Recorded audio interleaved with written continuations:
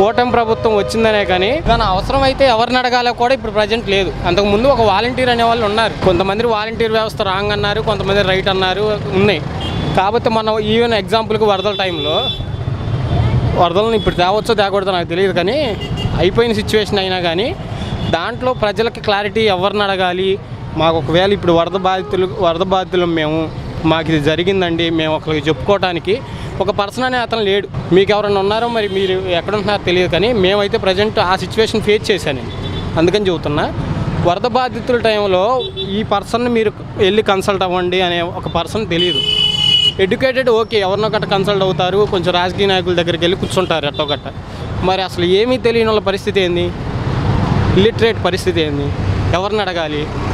వాళ్ళకి ఉంటుంది బిడియం అనేది ఉంటుంది. ఎవరిని అడిగితే ఏమో మన ఏమైనా అనుకుంటారేమో, ఏమైనా అడిగితే ఏమైనా అంటారేమో అనేది ఉంటుంది. అలాంటి వాటిని ప్రభుత్వం పట్టించుకోవట్లేదు. హై లెవెల్లో చూసుకున్నంత మాత్రాన టీడీపీ గవర్నమెంట్ అభివృద్ధి కావాలనుకునే అందరు జనాలు వేశారు. ఓటేసింది దేనివల్ల? అభివృద్ధి కావాలి, ఆంధ్రప్రదేశ్ అభివృద్ధి లేదు లాస్ట్ 5 years అనే ఆలోచన మీదే జనం వేశారు. పాజిటివ్ వేలోనే అంతకుముందు ఓన్లీ పథకాలు ఇస్తున్నారు, మన డబ్బులు మనకే ఇస్తున్నారు, మీ డబ్బులు మీ జేబులో తీసుకొని గవర్నమెంట్ మీకే ఇస్తుందనే అవేర్నెస్సే చేశారు లాస్ట్ 5 years. కానీ వీళ్ళు వచ్చాక ఏం చేస్తున్నారు? అభివృద్ధి చేస్తున్నాం అంటున్నారు. ప్రజల్లో అభివృద్ధి తగ్గింది.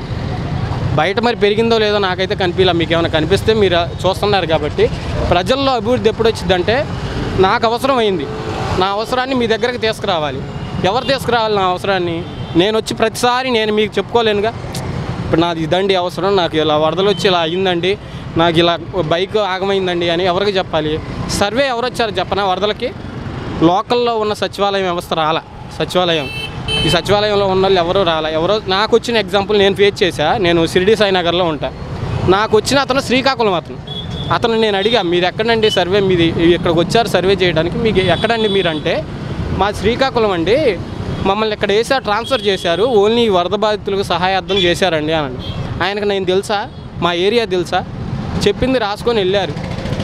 పూర్తిగా అసలు వరద బాధితుల టైంలో, వరదలు వచ్చిన టైంలో రాసుకొని వెళ్ళారు. వరదలు వచ్చిన టైంలో ఇంట్లో ఎవరుంటారండి? నాకు అర్థం కాదు. ఎవరు ఇల్లు వాళ్ళు వదిలేసి వెళ్ళిపోయారుగా. ఆ వరదలు వస్తున్నా కానీ ఇళ్లల్లో కూర్చోలేదుగా ఎవరు. బయటికి వెళ్ళిపోయాక ఒక 10 days తర్వాత 15 days తర్వాత సర్వే చేయాలి. వాటర్ అన్నీ పూర్తిగా పోయాక మొత్తం రీకాల్ చేశాక సర్వే చేయాలి. అలా చేయలేదు.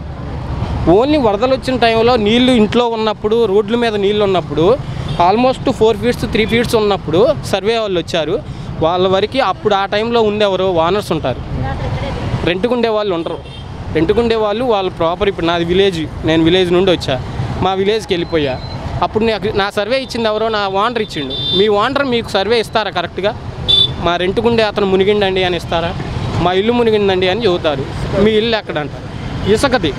ఇసుకది పూర్తిగా ప్రజల్లోకి వెళ్ళిందని వీళ్ళు భ్రమలో ఉన్నారు.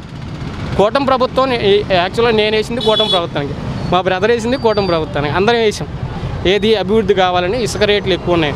ఇసుక రేటు తగ్గిందని తెలుసు, కానీ ఎలా తగ్గింది, ఎక్కడ తగ్గింది, ఎవరికి తగ్గింది అనేది క్లారిటీ లేదు. దానివల్ల ఎవరు ఆ బెనిఫిట్ పొందుతున్నారనేది కూడా క్లారిటీ లేదు.